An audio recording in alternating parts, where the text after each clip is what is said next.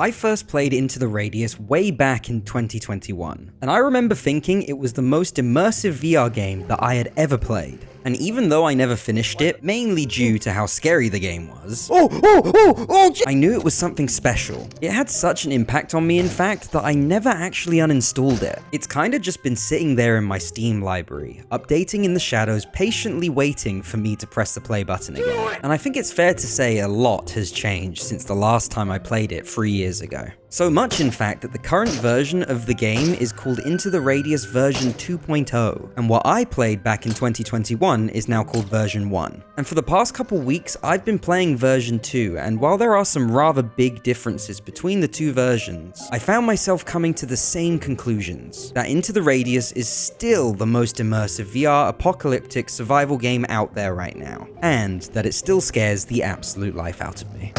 Oh, Jesus. So in this video, I want to try and explain why this game is so special, and why I cannot wait for the sequel to come out later this year.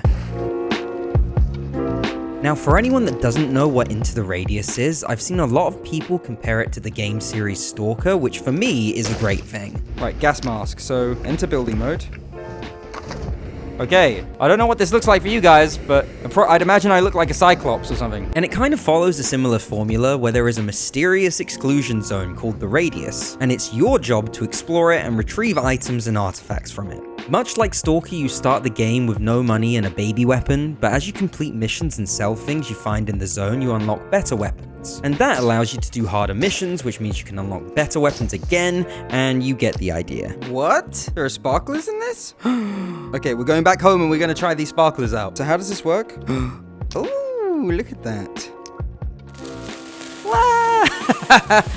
Woo! And as a youngster, I grew up playing games like Fallout 3, New Vegas, Bioshock, and even a little bit of Stalker. And what those games do so well is they nailed the world building along with nailing the horror elements. As a kid, there were times playing those games where I had to pause it and just stop playing because an event or a monster had done such a good job at freaking me out. One memory in particular that sticks out to me is the first time I ever played Fallout New Vegas. After playing the tutorial, I wanted to get to the Vegas Strip as quickly as possible, and all of the NPCs told me that I should take the long route south and then go around the mountain to the east. And young Ryan decided that was a terrible idea because if I simply went north, I'd get there much faster. And it was at this point that I discovered something called a cazador. And let me just make something clear, as an adult right now, I can barely handle a regular wasp, so seeing a giant mutated one flying at me at 100 miles per hour as a kid, yeah, you can imagine how that went. Anyways, my point is, I think Into the Radius also achieves this world building as well. The creepy vibes are absolutely present in this game, which is only amplified by the fact it's in VR. Oh my god, look at that. That's not ominous at all, is it? Look at that character up on the roof there or whatever. Like, for example, if there was a game that was kind of scary, it could be made to feel more scary by simply putting it into VR. But Into the Radius is just creepy as hell to begin with. And then you add the VR on top of that, it makes for a creepy ass game. I mean, just listen to some of the voice lines these monsters are coming up with. No, you're gonna break it. Stop.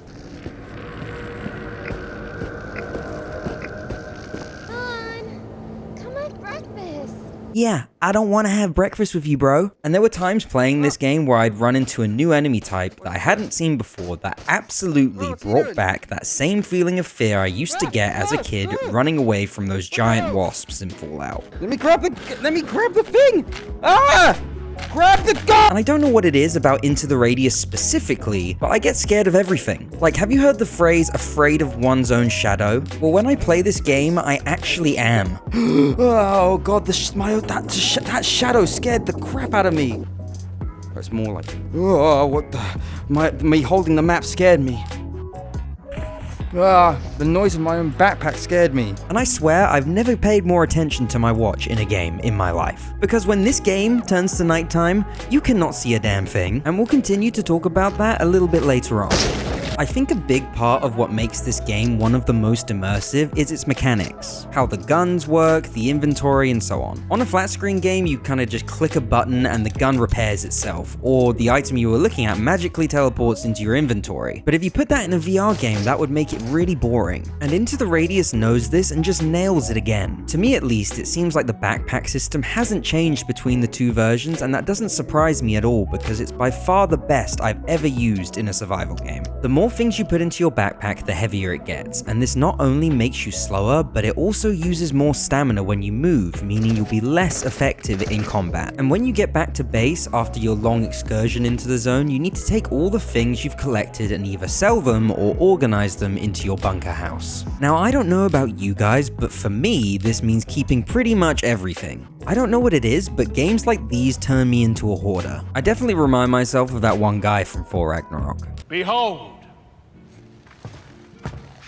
my stuff. The guns in this game are some of the best in VR, with each gun being reloaded in its own unique way, and I guess they added in one of the updates this new tiered attachment progression system, so as you complete levels you unlock new guns and attachments in the shop. And by the way, your weapons need to be maintained and looked after, as guns and even magazines degrade as they are used. What this means is you can be in combat shooting at some horrible squid thing and your gun jams. And mid-combat you need to stop and think about why your gun isn't working. Did you leave the safety on? Or did you not bother to scrub-a-dub-dub your pistol the last few runs into the radius before heading out on this one? My point is, always brush your teeth and your guns. And speaking of heading out, you need to prepare before you go into the zone. That means choosing a mission, making sure you have enough supplies in your backpack, including ammo, and most importantly, that all of your magazines are loaded, because you have to do it manually. And not only do you need to bring enough loaded mags, because trust me, you don't want to be caught having to reload magazines in the zone with a breakfast-demanding monster trying to get you, but as the game progresses, you also need to bring the correct type of ammunition. This is something that I discovered when venturing into an area of the map that I clearly wasn't meant to be in yet. This is a horrible place. I don't like this place at all. Don't tell me I don't want breakfast, thank you. I do not want breakfast. Is that a bad guy there? Yep, it is. Fudging fudge. Oh, he's coming.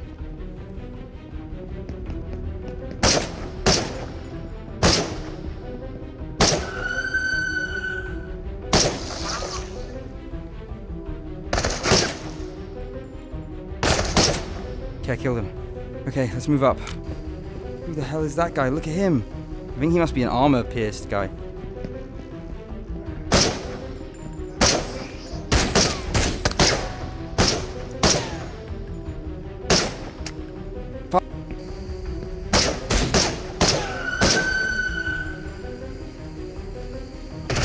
Oh my god, they are everywhere. Fudge! I know it's empty. Oh my god. Ugh. Why are there suddenly so many? Ah! Oh no. No. Okay, we need to run away. We need to run out of here. This place is messed up. Okay, armor-piercing rounds needed. Armor-piercing rounds needed. Now, some of you may find the idea of loading bullets from big box into smaller box into magazine more tedious than immersive. But to me, this preparation before I head into the zone is what makes Into the Radius stand out. It gives weight to every mission you go on into the zone. And like I just said, it's important because if you don't do it right, you're gonna have a bad time later, let me assure you. We've talked about how the mechanics impact immersion, so let's change gear and talk about how the game feels. Because I have to say, there is a distinct feeling of solitude when you play Into the Radius. In other games, you have friendly NPCs to interact with or buy items from. But with Into the Radius, when you head back to base and want to get more missions or buy items, you are greeted with computer terminals. Then in the zone, you scavenge and try to find remnants of anyone, but all you find are silhouettes of people and notes from travelers long gone. Signs of life, but not the people themselves. And as you make your way through these echoes, Into the Radius gives you a feeling of being well and truly alone. And in some ways, I really enjoy that. There are times in the zone that I would even call calming and peaceful. I mean, the game, while being rather grey, is still pretty to look at with its floating structures and anomalies, and I often find myself getting distracted by these things while I search abandoned houses for scrap. But that solace is also a double-edged sword, because then I look out the window and I realize it's getting dark. I've mismanaged my time, spent too long looting, and my one advantage, being daylight, is gone. Now all I'm left with is this little flashlight and the sounds of the monsters that want nothing more than to find me. And those chill vibes have suddenly turned to panic as I try to get back to base, but I'm running low on ammunition because I didn't bring enough with me. And it's these encounters that gets my blood pumping and scares the absolute life out of me, but it also gives me some of the most intense moments I've ever had in virtual reality. And I don't think there is another game in the VR space that does this as well as Into the Radius does.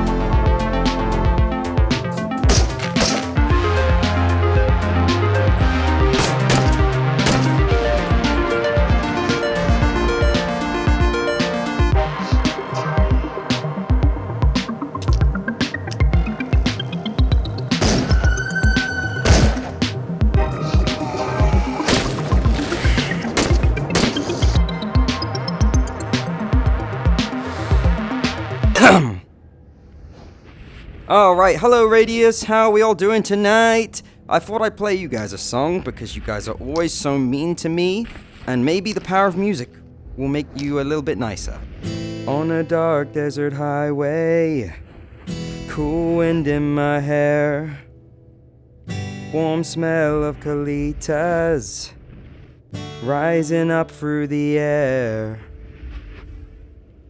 Up ahead in the distance, I saw a shimmering light, but I don't wanna get demonetized, so I'll just stop for tonight. That's all I can do, because I don't wanna get demonetized, so thank you, Radius.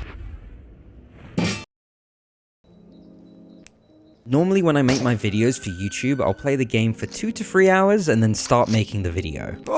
Oh no. But I became so enthralled with this game that I stacked up over 10 hours of footage, which as I write my script for this video, I hate myself because I now have to go and edit all of that footage. But I think that tells you something about Into the Radius. How at least for me, this game grips you and doesn't let go. Now, let's move on and talk about something really exciting. As I've been making this video, the teaser trailer for Into the Radius 2 dropped, and I was originally going to talk about the screenshots they released and how I'd like to see the sequel combine the large map of version 1 with the weapon modification and polish of version 2. So let's take a look at those screenshots, and oh man, are they juicy. It seems like we'll be going back to more dense maps with big forests, which I cannot wait for. And the improved lighting and graphics, just look at the Radius in this one shot, it looks amazing. Then we can see an anomaly, which is a chair that explodes along with some other weapons. It just seems like they've improved everything. Not to mention that this game is going to have co-op, so I'll be able to experience all of those scares with my friends. Now, after watching the trailer, it seems to be answering quite a few of my points. It showed us the upgraded graphics, which look amazing. I'm especially loving that there seems to be more color in the world. Also, the weapon attachments have options for where you put them, allowing for more personal customization of your guns, and that's amazing. Then we got to take a look at the upgraded enemy models and anomalies, and what? They float when they die? I don't understand what I'm looking at, but I love it. Personally, this looks like exactly what I would want from the sequel, which is improved graphics and more polish. Like, just look at this spider boy. It's less of a blob now, and they actually have scissors in them? What? I cannot wait to get my hands on this game this summer. What I would especially like to see from the sequel as a YouTuber would be a spectator camera. Kind of like what Underdogs and Contractor Showdown has done, that can be toggled on or off in the menu. That way, normal gamers can keep it turned off to keep up performance, but for all us YouTubers out there, we can get some really nice shots in FOV. CM Games, if you're watching this, pretty please please, I'd love you forever if you do this. And speaking of, I've got one final surprise for you, dear viewer, before you click off this video. I've actually been in contact with CM Games, and they've very kindly given me 4 Into the Radius game keys for me to give away. 2 for the Quest store and 2 for Steam. So if you've watched this video and thought, hey, this game looks like my kind of thing, and would like to enter, all you have to do is leave a comment saying this: I'd love to try this on, and then put either Quest or PC VR depending on what platform you'd like, and then tell me a reason you think this game looks cool. So for example, if you wanted a Quest key, you'd say, I'd love to try this on Quest, the backpack system looks awesome. And that's it, you don't need to subscribe or anything like that, just leave a comment. You've already supported me by watching this far into the video, so thank you so much for that. And in 4 days, I'll collect all the comments and choose the winners at random. If you missed out on this giveaway but would still like the game, it's actually on sale right now until the 28th of April, so check the description for links to both Steam and Quest stores. But what if you're watching this after the 28th? Well, don't worry, CM Games also gave me my own discount code that you can use for the whole of May, so check the description on May 1st for that code.